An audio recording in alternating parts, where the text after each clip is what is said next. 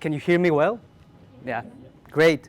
It really is such a privilege to be able to be here to share some of my work, and but mostly as a starting point to create a conversation. I'm really looking forward to hearing and meeting not only the rest of the speakers, but also all of you, and we have a great day ahead with lots of activities and opportunities to connect and talk.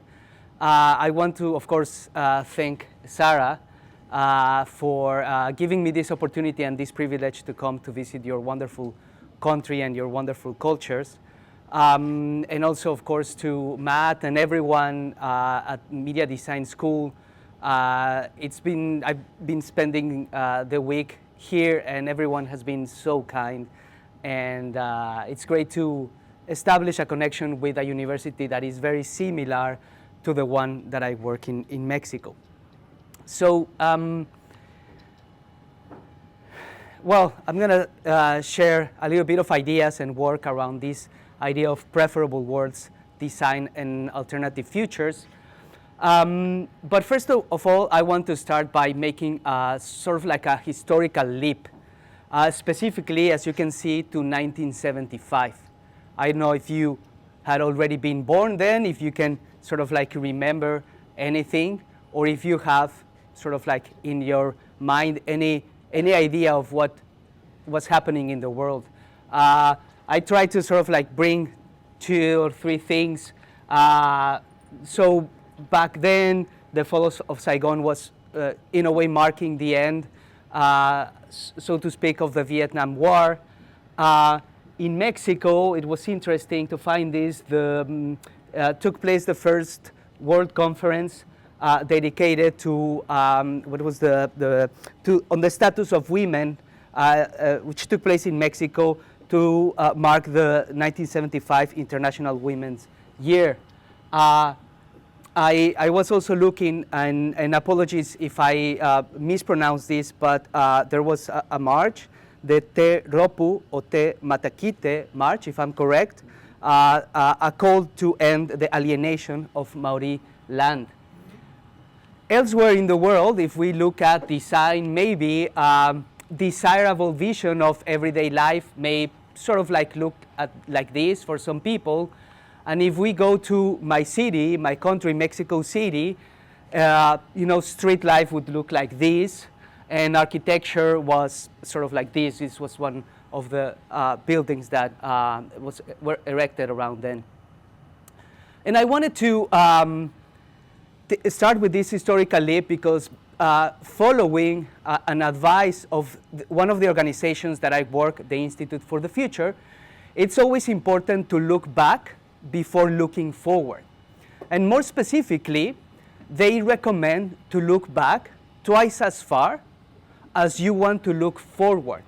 So if you do the sort of like the arithmetics quickly in your mind, you will realize that throughout this talk, through the talk, I want all of us to move towards the year 2050, so halfway through this century. I want to do this in order to explore where design may go, what designers could do, what we as designers or creative adjacent professionals may have to do or could do around the following decades. Along that, to explore some of the challenges, opportunities, and maybe responsibilities that we will face. In order to do that, I will also briefly talk about design futures, and it's sometimes in different contexts, I need to explain a bit more about this discipline, but perhaps not so much here because you as a school and as a community, I can see are very well acquainted with this practice, and in fact, you have an amazing exhibition in the back of the room where you have great work in the space of design futures, so using futures to speculate about future possibilities. But here I will do it through a project that I developed a few years ago called The Great Imagination, Histories of the Future.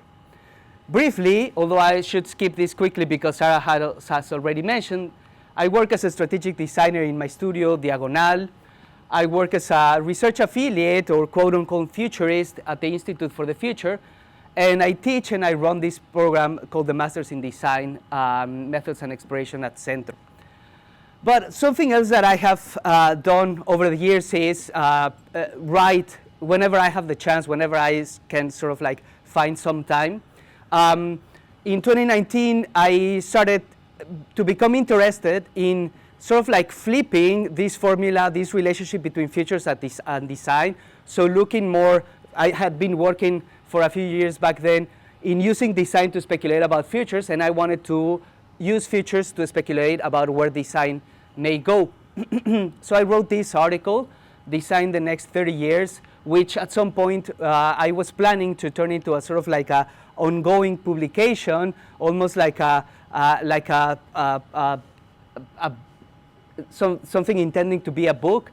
But then another project came through which kind of like derailed my intention to do that in a good way, and it was this.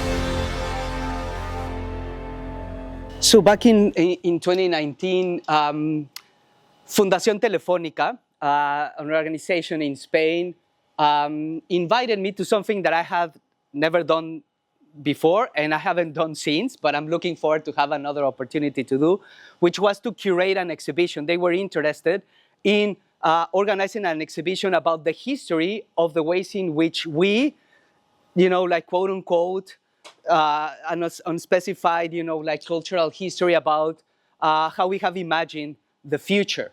And they invited me to curate this exhibition for their space in Madrid, Espacio Fundación Telefónica. And the exhibition, which ran at the end of 2021 and through 2022, was called La Gran Imaginación, The Great Imagination, Historias del Futuro, Histories of the Future. The exhibition, as I planned it, was based on one sort of like observation and then a few questions, 2 or 3 questions. So the observation, which may be also kind of obvious to you, is that today our culture is full of images like this. We see TV series such as The Last of Us, which explores, this possibility of a collapse driven by a pandemic or something like that. Or The Handmaid's Tale, of course, this book, and now recently a TV series exploring oppression, particularly women's oppression in this dystopian future. Or Black Mirror, which throughout the years has explored our complex, uncomfortable relationship with technology from a near future perspective. Or even this series called The Collapse, a series a French series, which tracks sort of like in real time, like what could be the experience of a collapse of civilization. So the questions were things like, have we always imagined, as we do now, radically different futures in the sense of radically different from the present, but also radically different from each other, from what some people imagine about the future in comparison to what other people imagine about the future? How has our idea about the future changed at different historical moments? And of course, being someone that has been involved in future studies, I had to rely on some of the thinking and the research that had already taken place in that field. And to me, one of the best answers to this series of questions, or to these kinds of questions, has been proposed by Jim Dators. Perhaps some of you know him. He is a professor, now retired, at the University of Manoa in Hawaii. and he has proposed a lot of really interesting ideas around the future, and I will use a couple of those. But the first one is that he argued that for most of human history, humans lived in societies where there was very little social or environmental change, at least of the kind that you could perceive in your everyday life. As he writes, past, present, and future seemed exactly the same. And he uses an analogy, a metaphor that I like very much. He says it was as if, living back then was like as if you were standing in a film strip. If you've seen one of these things, since it's intended to project moving images, if you look at it like statically, it represents like the same image, one frame to the next. So living was like standing in one of these frames. You could turn to one side as if it was the past, and you would see basically the same image, and which was basically how your life had been, your parents, your grandparents had lived, and you wouldn't be able to detect radical changes. And so your expectation, turning to the other side of it as if it was the future, was that life would continue somewhat like that. In fact, at least that's what we explored in the exhibition, and at least from a Western European perspective, we have to jump all the way to the second half of the 18th century to start to find the first few cultural products that include what we could call now images of the future. For example, one of the pieces that I was really happy to be able to show was an edition, a first edition of a book called The Year 2440, written by a French writer, Louis-Sébastien Mercier, in 1771.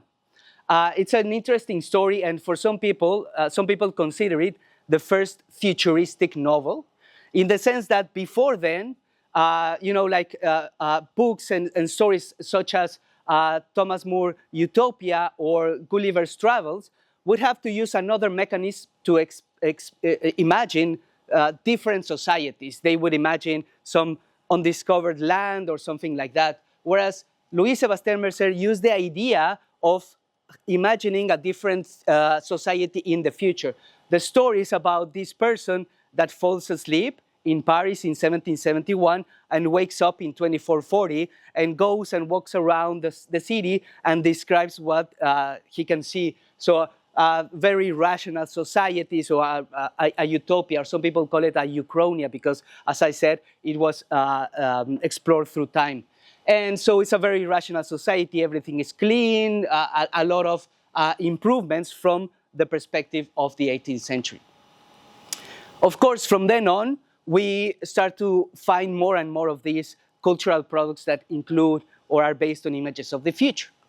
In the exhibition, we recopilated a lot of interesting pieces exploring, for example, the futures of city, the futures of transportation, some early ideas around space travel, of course, a lot of things around everyday life, our relationship with technology, including early on, like telecommunications and digital technologies start to become more and more important. Of course, very early on, also concerns about the future start to emerge. So worries about control, about authoritarianism, about totalitarianism, even about robots and collapse, environmental collapse, all of those things that now we know very well, some of which, again, are very well captured in some of the work that you will see back there, start to emerge as well. So one of the things that really piqued my interest was what happened in that period, what happened that sort of like sparked this interest to think about the future. Again, coming back to Dator's metaphor, he argues that the rate of social change started to accelerate back then. And again, using that metaphor, he argues it was as if someone had picked up that film strip, put it in a projector, and switch it on. And suddenly, people could witness, the rate of change, and therefore witness how things were really changing, and could suddenly be almost forced to imagine what could come next. What I really liked about this metaphor by Dator is that it resonates very well with what some scientists in the earth sciences have called the Great Acceleration. So a group of scientists, starting from 2010, I think it's the first version, proposed the concept of the Great Acceleration to designate the period and the process which, as you can see in these graphs, really picks up in the second half of the 20th century, so 1950 onwards, but in fact should be traced back all the way to the early part or the middle of the 18th century. And what the concept of the Great Acceleration and these graphs, the so-called graphs of the Great Acceleration capture, is on the one hand, the acceleration in the rate of change of human activities, so world population, gross domestic product, primary energy use, urban population, telecommunication, etc. And on the other hand, the impact of that rate of change and that activity on the planet. So they call it the socio-economic trends and the Earth system trends. So of course, perhaps the most important one, carbon dioxide, but also surface temperature, domesticated land, ocean acidification, etc. We wanted to place what we call the Great Imagination in the context of this so-called Great Acceleration. So working with a Spanish design studio called Prodigioso Volcán, we produced this installation that was at the entrance of the installation in order to introduce people to the concept of the Great Acceleration and therefore the concept of the Great Imagination. Because what we wanted to communicate with the exhibition was that this process of imagining futures was not only coinciding with the process of the Great Acceleration, but one would argue is an integral part of that, almost forming a feedback loop. So, as I said before, social and environmental change starts to accelerate. That is almost pushing people to imagine the future, but then the things that people imagine about the future feed back into that process of social and environmental change. Another piece that we developed with Prodigioso Volcán was this that was called the chronology of the future. And if you can see, it's kind of like an installation with video mapping with two timelines. The timeline below is the age of publication of books, futuristic books, and I think movies as well. And on the upper hand, it was the timeline about which they imagined. So very early on, there were books and yeah, mostly books that really dare to imagine very far futures. And then around the half of the 20th century, the future horizons start to get closer to the date of publication. So basically, imagining only maybe 10 or 20 years into the future was already enough to imagine radical changes. But the issue was also that we wanted to ask ourselves in the exhibition, now what? So we have gone to this process, and we are still in the process of the Great Acceleration, which sparked and interacted with the process of the Great Imagination. But what now? What comes after? How can we use our future's imagination to start to explore what comes next? I've been arguing that when I look at it, and maybe I'm being too literal about the graphs of the Great Acceleration, but I feel that we are sort of like if human history was a kind of TV series, if you want, we would be in a cliffhanger. So in the episode next to the last one where everything is in tension, and we don't know how this tension will resolve. Some people have been talking about the poly-crisis, and I think it's somewhat related to that. Adam Tooze, who's been one of those that have been using it a lot, has written, if you have been feeling confused and as though everything is impacting on you all at the same time, this is not a personal, private experience. This is actually a collective experience. So we live in a poly-crisis whose resolution may be crucial for the history of our planet. What we do in the coming decades will decide perhaps what happens in the next centuries and even beyond. And I want to make a pause here and do a quick activity. And perhaps some of you that work in futures already have done something similar. It's kind of like a simple version of the Pollack game. But I want to ask you two questions. And it's going to be quick, and I will let you know how you will respond to these questions. First of all, I want to ask you to close your eyes for a moment and try to imagine the world 25 years into the future, so 2050. A quick tip that we use, like in futures field, but very often at IFTF, is to imagine a headline of the future. So the front page of the newspaper of May 9, 2050. What do you picture there? And just think about it for a few seconds. You can think about, Aotearoa, the world at large. Maybe take an opportunity to think about your work, your profession, etc. I will give you a few seconds.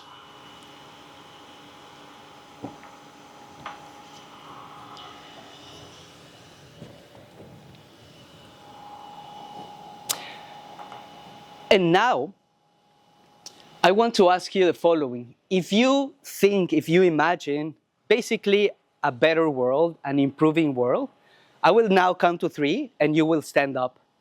And if you imagine a world getting worse or, like not improving, I will ask you to remain seated.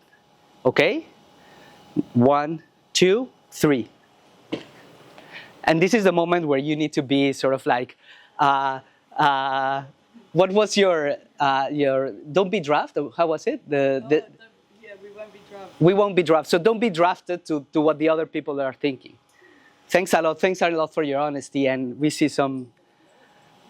You can sit, but I will ask you one more thing, and you will reflect a little bit on that, and I will ask you to respond using the same mechanics. Do you believe that designers, or you can expand that term to whatever includes you, a professional, creative, whatever, can play a role in shaping a desirable version of that future, or change what you imagine if what you imagine wasn't the most desirable version?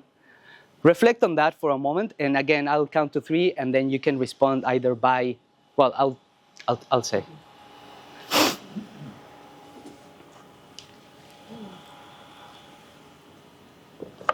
Okay. Again, if you think that design can play, or designers can play a role in improving or bringing about the desirable future, you stand up, and if not, you can sit down. 1, 2, 3. Well,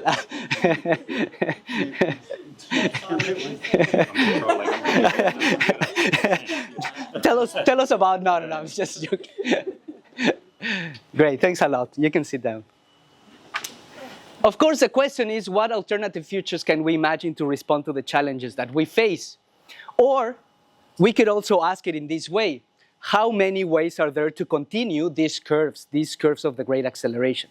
For example, population can continue growing, or it can stabilize, or it can even go down, decrease. How much energy and what kinds of energy will we be using over the next few decades? Of course, perhaps the most important, will we manage to mitigate and even then afterwards improve human-driven climate change? Again, the response to these questions, or at least the one that I really agree with and that we use in the exhibition, was also coming from James Dator, who was, as you can see, and I'm sort of like bragging about the fact that he visited us at CENTRO a few years ago. One of his works about which he's most well known is that he tells something like this. Like when he started doing futures, he thought that the most interesting and valuable thing was to try to forecast or even predict futures. And then he realized that the most valuable thing was to study, analyze images of the future, and then use those. And then he argues that after analyzing millions of images of the futures, such as the ones that you can find in books, in movies, even in government and company reports, etc., he argues that all of those are basically variations of one of 4 generic and fundamentally different images of the future. So sort of like archetypes, which are these things, in terms of this great acceleration, could continue growing. Things could collapse. Things could discipline or stabilize, normalize, or there could be a more disruptive, discontinuous transformation. This is a very well-established framework in future studies. You can use it to analyze existing images of the future. You can use it to produce new images of the future, to spark conversations about images of the future. And something that I like very much about that, there's a few things that I like. I put this image here because I think of this as a kind of a compass or even a map, in the sense that it serves as a kind of like an orientation towards the possibilities.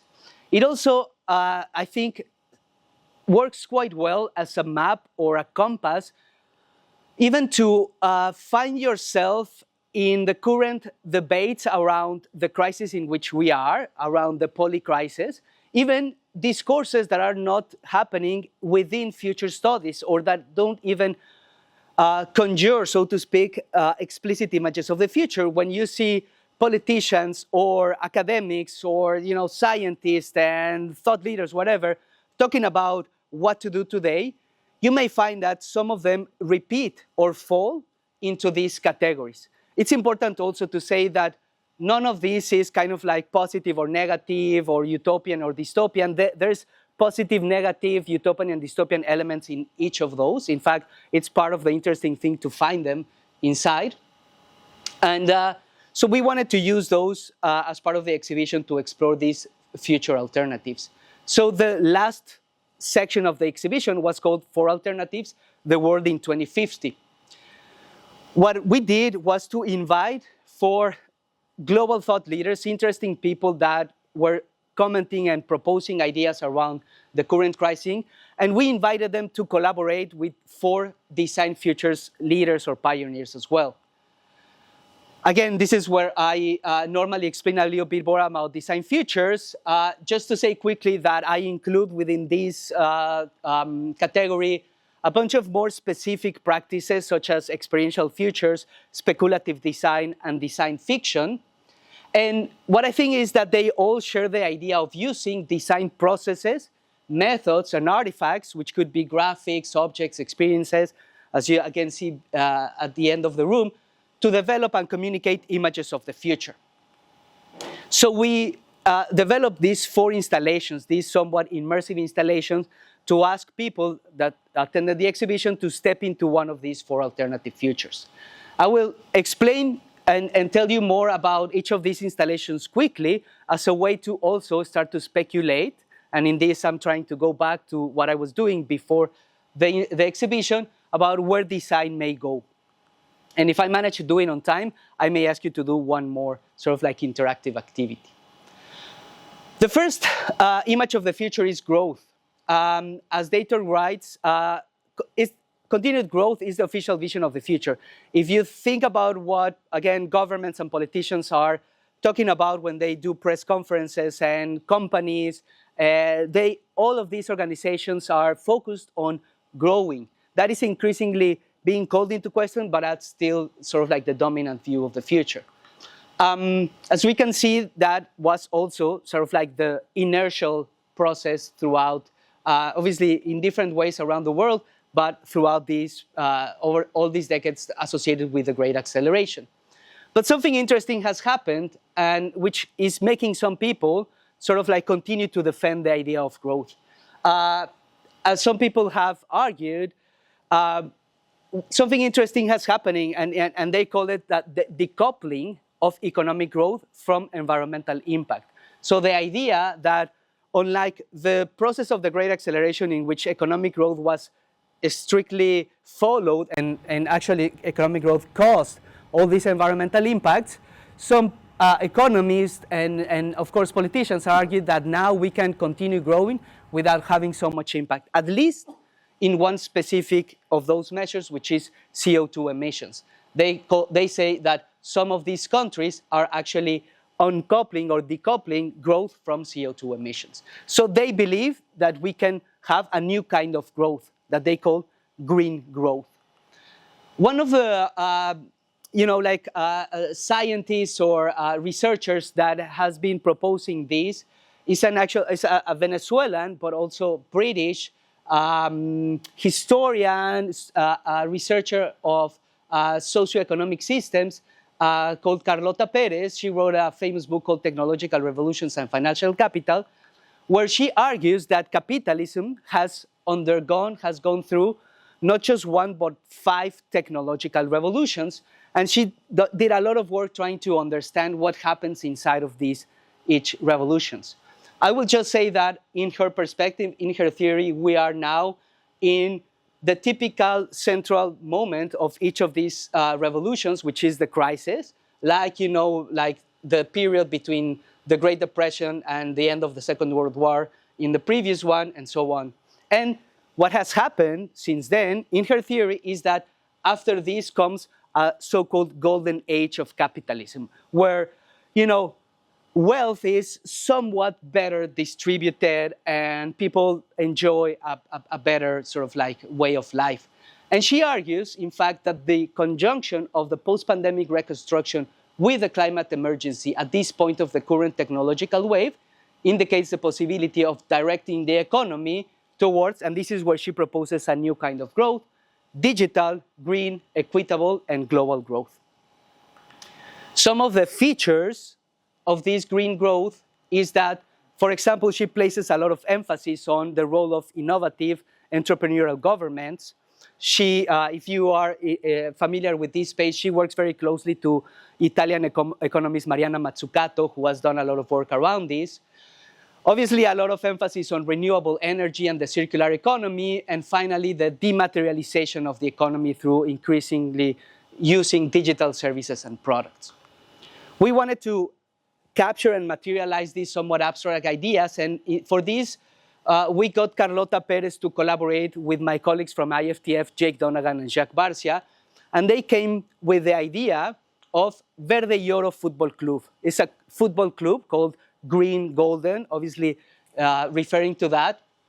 And as you can see, the installation was sort of like the entrance to a stadium where visitors could read the fictional future history of the football club that was organized, as is very often the case, by workers, in this case, workers from the energy sector and climate activists.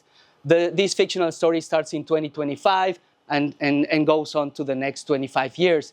Of course, in this installation, you could see a lot of the features of Carlota Perez's theory, such as, you know, like universal basic income, fair and equitable football association as opposed to the FIFA, and a few other things related to that. The tournament is called, I forgot the name of the tournament, but it commemorates having achieved having met the goals of the Paris Agreement.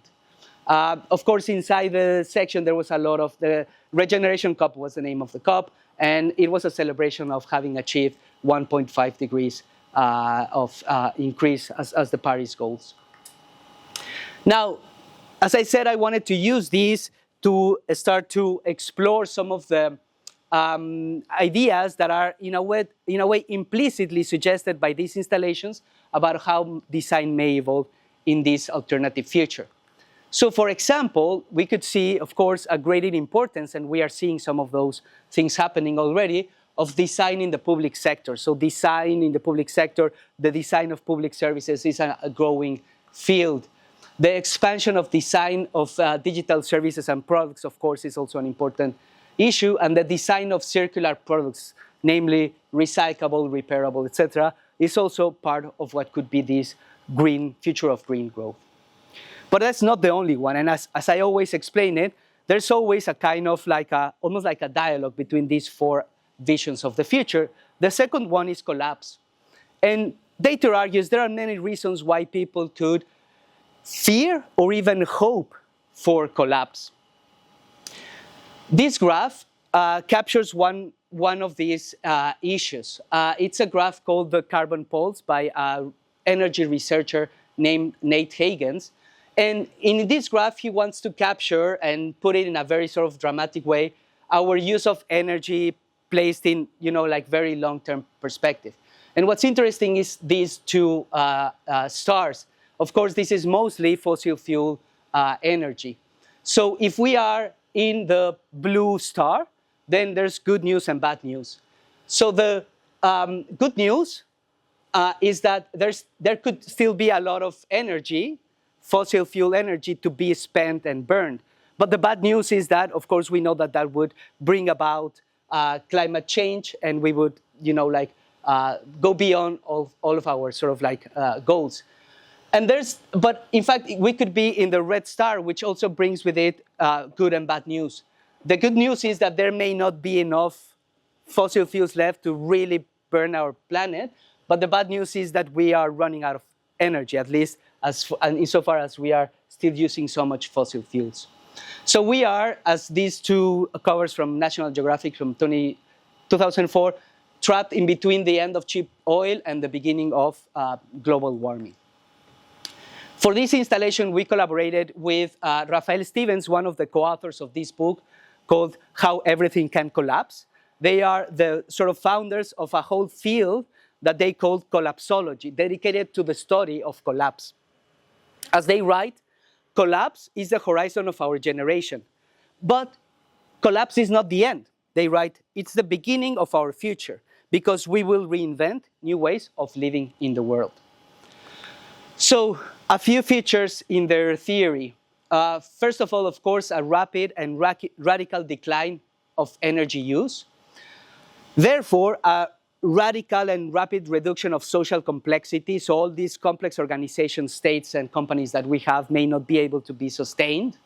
But also the opportunity to start things from in a new way. We got Raphael Stevens to collaborate with a great studio based in Berlin named Normals. And they developed this crazy world that they called, the installation was called Gracias, thank you, the good collapse. And they imagine, basically the story behind this is that they imagine a fictional country named Piria, who, as they say, in the face of imminent collapse, decide to self-destruct.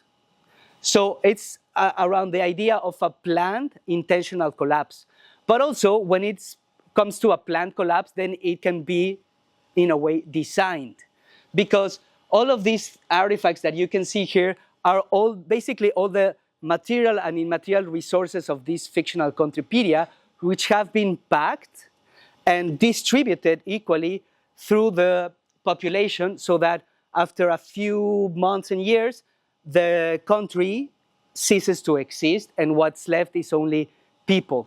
A lot of interesting things from the design perspective, including, for example, strange design of services for collapse, including, your typical sort of like recovered machine built on recovered materials.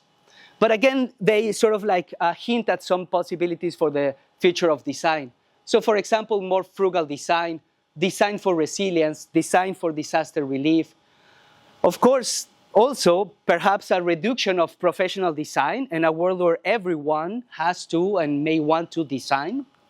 And finally, a return to social, local, and community-based design or even redesign.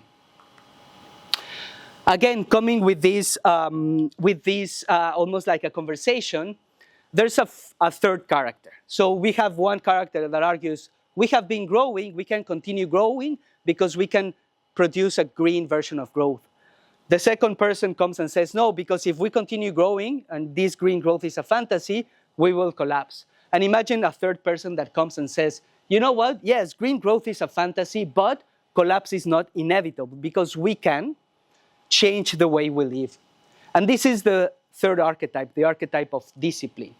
As Dator argues, some people feel that precious places, processes, and values are threatened or destroyed by allowing continuous economic growth.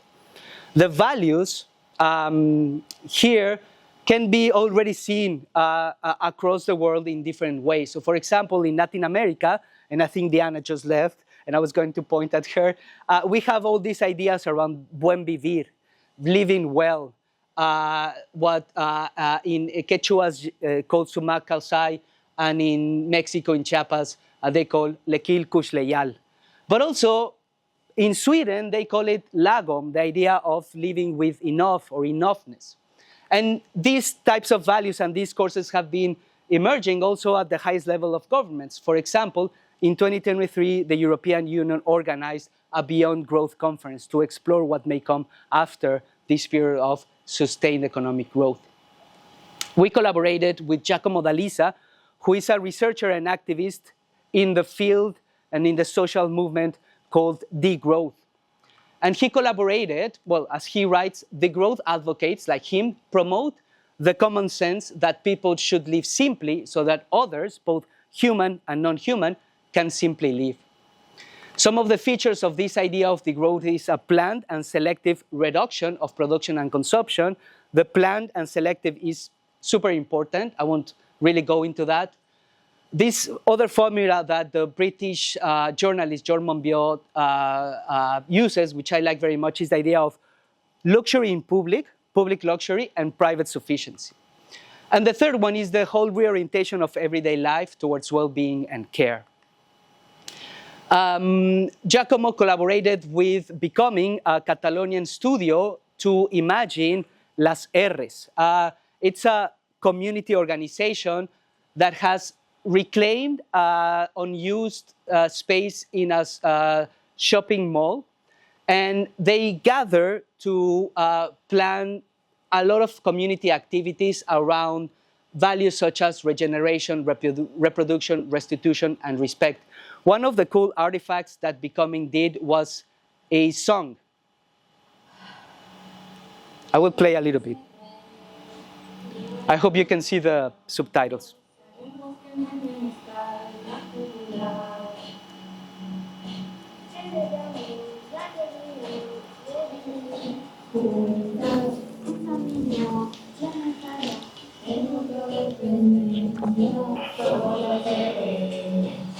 Y vayamos con el cambio, no vamos a dejar atrás a los demás. Nos movemos lentamente, dueños de nuestro tiempo, saboreando lentamente esta abundancia plural. Reproducimos, regeneramos, restituimos y despertamos. So, of course, through these, they also hinted at some possibilities for the future of design. So, of course, design for social innovation could be increasingly important. The idea of solving problems through social reorganization. The design of public spaces and experiences could be also important based on this idea of public luxury and private sufficiency. And perhaps what I consider to be the most exciting design challenge today is design focused on making or ensuring that sufficiency, private sufficiency, is actually desirable. And finally, and I will go quickly because I know that I'm taking a long time, the fourth archetype is transformation.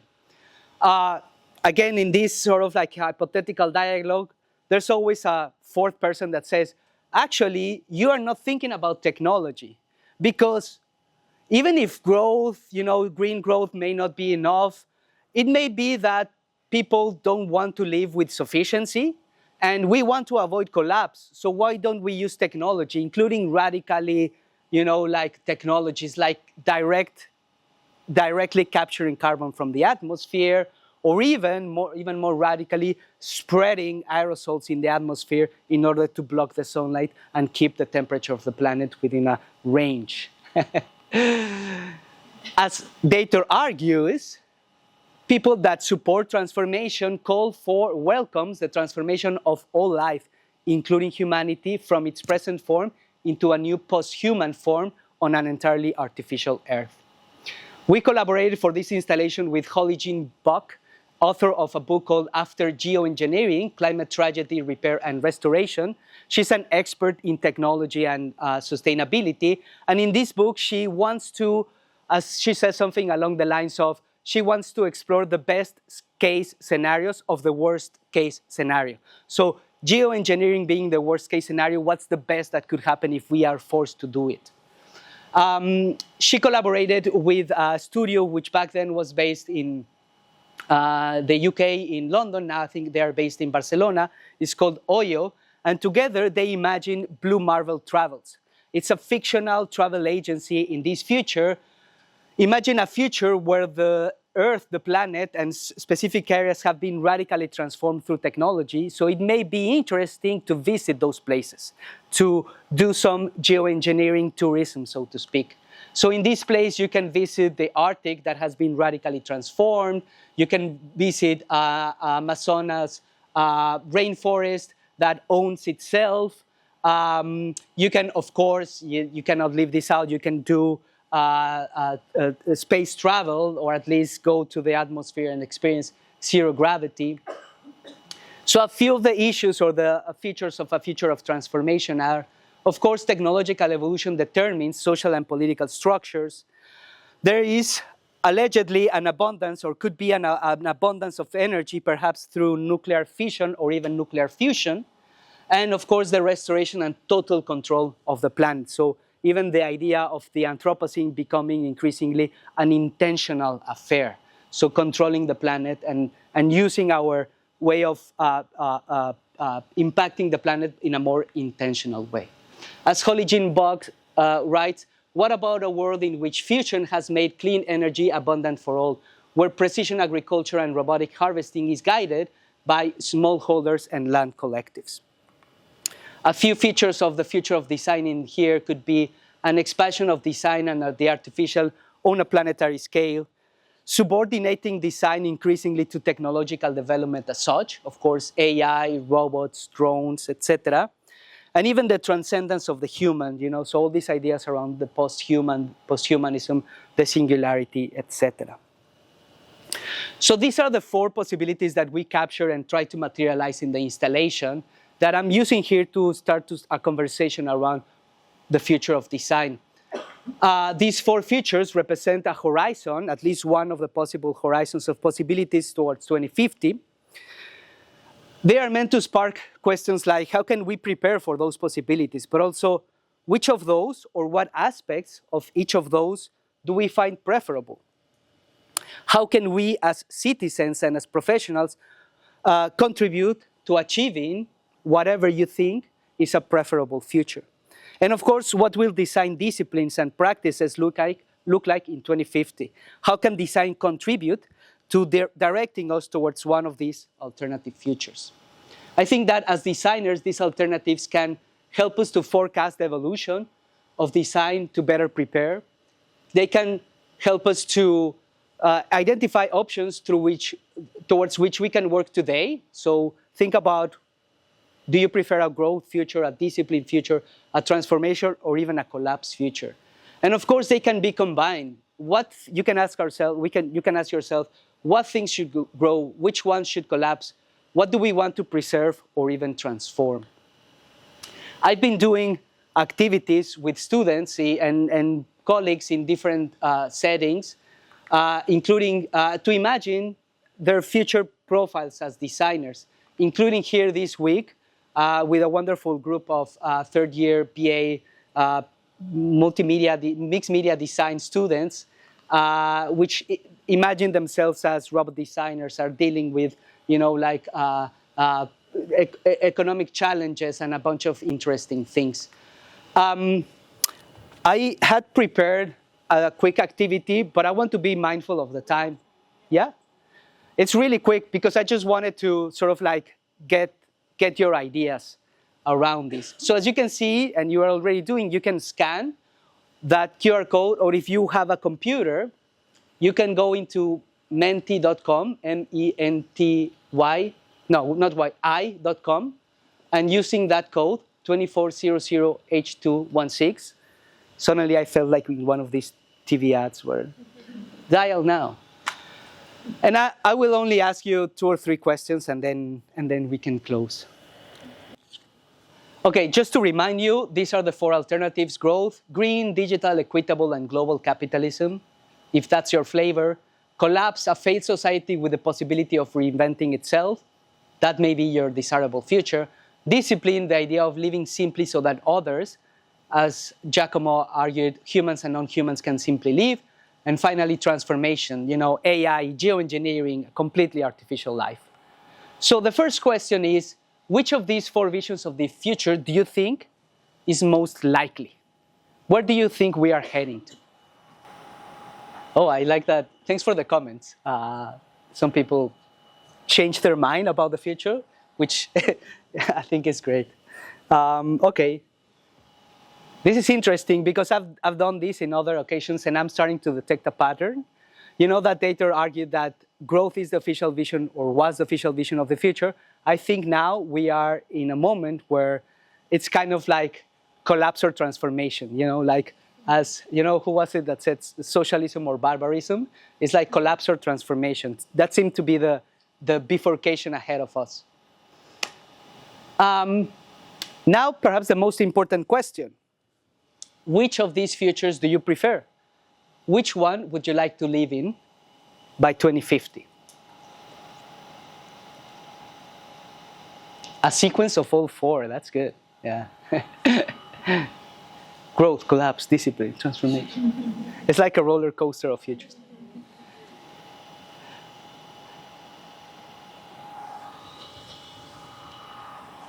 Interesting. We have a more of a discipline, constrained, degrowthy kind of like vibe going on with a little bit of transformation. Great.